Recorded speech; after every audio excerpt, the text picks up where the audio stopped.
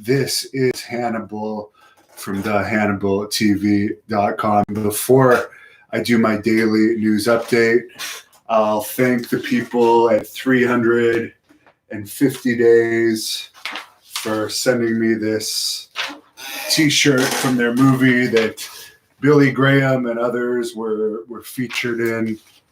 You guys can look that movie up online. There's lots of legends in it. I still haven't seen it, but they sent me a hat not too long ago, and I got a shirt today. So thank you for the good people at the 350 Days Wrestling movie.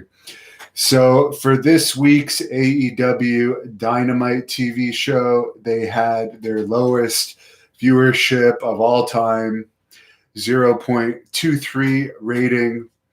That was down almost 18% from last week. And then over on USA, NXT only did a 0.15 rating, which was down almost 17% from last week. And it was also the series low for NXT. So the lowest rating NXT ever had was last night, as well as AEW.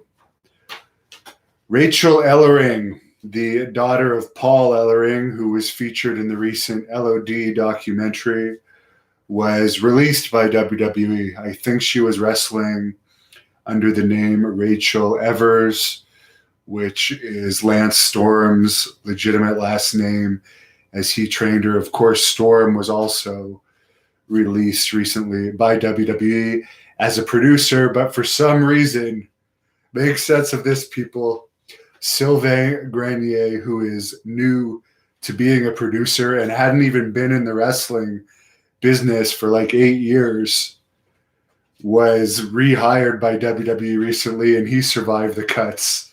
I guess that has something to do with him being buddies with Pat Patterson. But if I had the choice of producers for my company, I would take Lance Storm over Sylvain Grenier any day.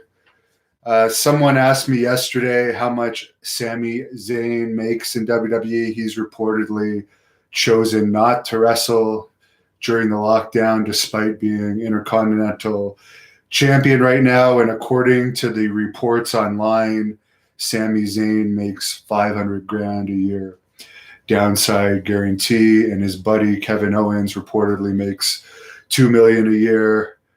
It's unknown whether Kevin Owens hasn't wrestled since WrestleMania due to his sprained ankle, or if it has something to do with the lockdown. Usually a sprained ankle doesn't take that long to heal. In UFC news, they had a show last night. Andrei Arlovsky, one of my favorite fighters, he's 41, and he had a big win last night over Felipe Lins. Also in light heavyweight news, Glover Teixeira, sorry, you guys are going to brutalize me for that. He won by TKO over Anthony Smith, much easier name to pronounce. And Anthony Smith claimed to have lost some teeth during that fight, or had some teeth loosened. It was a TKO victory for Glover. And the Twitter clip of Smith saying there was something wrong with his teeth from that fight has kind of gone viral. In other heavyweight action, Ben Rothwell defeated Ovid St. Preux. So those were the main fights I was interested in last night, since I'm a heavyweight myself. That's the results. Oh, in XFL news, of course, the XFL filed for Chapter 11 bankruptcy on April 13th. Just a few days before they filed for bankruptcy, Oliver Luck, the former commissioner of the XFL, was fired conveniently, and now he is suing Vince McMahon and the XFL over wrongful termination, because he was fired just days before this bankruptcy occurred. Oliver Luck was being paid a lot of money, and he feels that being fired was just an excuse to not have to pay him out. McMahon is stating some of the reasons why he was fired, according to the attorney, was gross neglect during the early days of the coronavirus, as well as hiring somebody that had a criminal record and also using the league-issued cell phone for personal calls, for personal reasons. Who knows? Like, with the cost of cell phones these days, they don't cost much. I don't see what the big deal is in using a company cell phone for personal reasons. I guess we'll find out more about that if it actually goes to trial. As far as the issue with hiring people that have criminal records, I thought that was just stupid for the XFL. Like, any type of criminal record, people make mistakes in their lives and people recover from them. So I'm actually glad the CFL, or not the CFL, but the XFL was quickly folded for reasons like that, where, I mean, football players, there's a lot of bad dudes in it, and obviously some of them are going to make mistakes when they were younger, and to hold that against people, potentially players that could be better players, I don't agree with that. So I actually wish Oliver luck in his lawsuit against the XFL and Vince McMahon. And yeah, that's pretty much all the news for the day. The Wrestling Observer should be out tomorrow early in the morning hours, so I will do my Wrestling Observer review tomorrow. I'll answer some questions tonight, but many people have asked me to just do a straight fan Q&A. Since we're in the lockdown, I will do a fan Q&A this Sunday night at 9 p.m. where I will just strictly answer your questions for at least half an hour. And also tomorrow, I'm doing a Skype interview with former NWA World Champion, the Almighty Sheik, Joseph Samel. He is the owner of PCW Ultra, also a star in MLW, where he's part of the Contra unit with Jacob Fatu. So any fan questions for that, leave it in the comments. The 495 Marauder says, the United States is plummeting right now. Might explain record low numbers. I don't think the economy situation is an excuse for record low numbers. My numbers are up for the Hannibal TV. More people are at home. There's less to do. You can't work out. You can't go to sporting events. You can't play sports out in the park. There's very little you can do. You're sitting at home. I mean, the only excuse is the products suck. Anthony says there was AEW Dynamite this week, actually, Anthony. There was, and they got their all-time lowest rating this week, which was a 0.23. Jake Bush says she's always going to be underestimated. Not sure who that's referring to. Malafay, will NXT or AEW be canceled if the ratings continue to fail? I don't think it's going to be, any show can be canceled at any time. We see that all the time. I think a show being canceled by a wrestling company would more likely eventually be for Fox, who is paying literally hundreds of millions of dollars to have SmackDown on their network, and they're supposed to be getting at least ones, and now they're getting in like the 0.4s, 0.5s, not even half the rating they're supposed to get. So I would say SmackDown, not saying it's going to happen anytime soon, but it's supposed to be a 5-year deal. If the ratings continue to be bad, I can't see Fox continuing the full 5 years with ratings under a 1. As far as AEW on TNT, I think the Khan family has a great relationship with TNT, so who knows? They're lucky they re-signed their contract, though, in January before all of this happened. Alamo City Dan says, hey, bud. AJRX says, when WWE ratings suffer, all pro wrestling suffer. Well, as I said, my channel is doing great. We're even beating MLW, Ring of Honor, New Japan, and NWA in YouTube viewership these days, which is pretty impressive. I'll brag about that, of course, beating those big companies.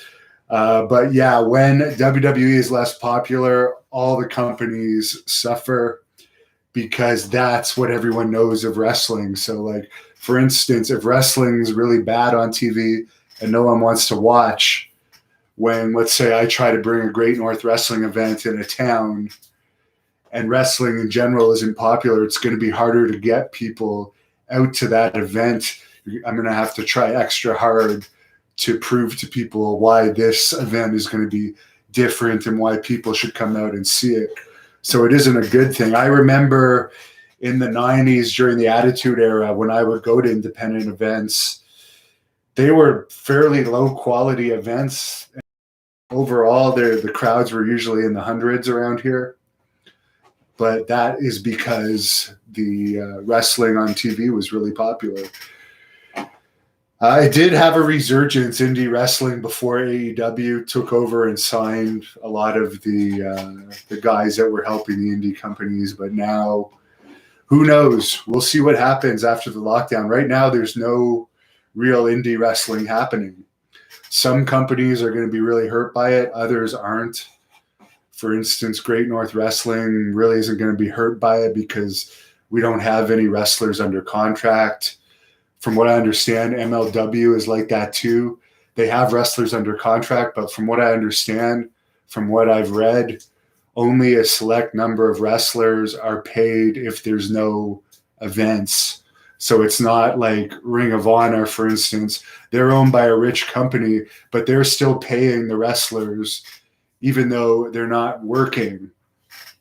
So that's great for the wrestlers. But eventually that type of thing will take its toll on a company. Tony Khan has already said, according to reports, that they haven't made any cuts due to the lockdown yet. But if it goes on for an extended period of time, cuts could very well happen. Herman Sheepmayer says the AEW broadcast was all screwed up in his area. Neo GX, would I interview Francine from ECW? Yes. Googie Main says more people home and less people watching pro wrestling. He finds that funny. And it is, like, I'll be honest with you, I've watched the highlights from UFC last night, but I have absolutely zero interest in watching anything that I've read from wrestling last night. Oh, they're going to try and bring Mike Tyson into AEW for their pay-per-view to try and create a buzz to present a title to likely Cody Rhodes. So, I mean, they're trying stuff to boost some interest. Mike Tyson's really hot right now as he's talking about coming back for exhibition fights this year. Would I like to have interviewed Johnny Valiant before he died? Yes. Rich Rodeo, Andrei Arlovsky's first UFC fight was 20 years ago. Yeah, he's been fighting for a long time. That's a lot of abuse on your body, and it's impressive that he's still doing well. I hope he's doing well financially. I remember watching a UFC All Access with Arlovsky probably 10 or more years ago, and he was living the high life back then. I wonder if he continues to live in that style or if he's brought things down a bit now that he hasn't had the massive fight paydays for a while. But I like him. Herman Sheepmeyer couldn't watch the shows last night. Hurricane Alexander, it's a matter of time before Fat Fox cancels WWE. MD Song says, I can't wait till New Japan and CMLL return. Mark Leviathan, WWE has hired countless wrestlers who had criminal wrestlers in the past. Exactly. So, and they still have wrestlers like Jeff Hardy, who is still getting into trouble less than a year ago. Within the past year, Jeff Hardy has had criminal issues and they still keep him. So why they were trying to do that with the XFL, I don't know. Josh says Great North Wrestling is the only wrestling left. No, there's lots of wrestling left, but we're definitely one of the stronger ones. Michael B tipped me $2. I'll give him a shout out. Thanks a lot for the tip, Michael B. Did I like the old Memphis territory? Yes. I also have a $10 tip from Tony Smith. Thanks a lot, Tony Smith. He says that me versus Superstar Graham in his prime, would that have been a good match in my opinion? St. Louis loves Great North Wrestling. Thanks again, Tony Smith. And yes, Superstar Billy Graham and I would have had an excellent match. I fully agree. Well, you're asking me if I think I would have, and yes, I think I would have. He had good matches with Bruiser Brody. He had good matches with Abdullah the Butcher. And I wrestle like a kind of a crazy, wild style, and I think Billy Graham and I would have had great matches together. So I'll leave it at that for now. This is a quick question. Donald DJ, did I like the NWO? Yes, I did. So, yeah, thanks for the tips. Michael B, AJRX also tipped me $2. Thank you, AJRX. Is Becky Lynch's pregnancy a work? You never know in wrestling if any angles are worked. I mean, they're doing this on TV. They're making it into a storyline. So it is possible. I don't know. I don't even really know much about Becky Lynch other than she goes out with, or she's engaged, I think, to Seth Rollins now. So I guess they're having the kid before they're married, unless they're married. But could it be a work? I guess we'll find out. Could be a work for sure. Could be a storyline. Could be nothing. But certainly out of Raw this past week, that's all anyone's been talking about. So I guess it's the most interesting thing going on in WWE this week, the pregnancy of Becky Lynch. So thanks a lot again, Michael B, for the tip, AJRX, and Tony Smith.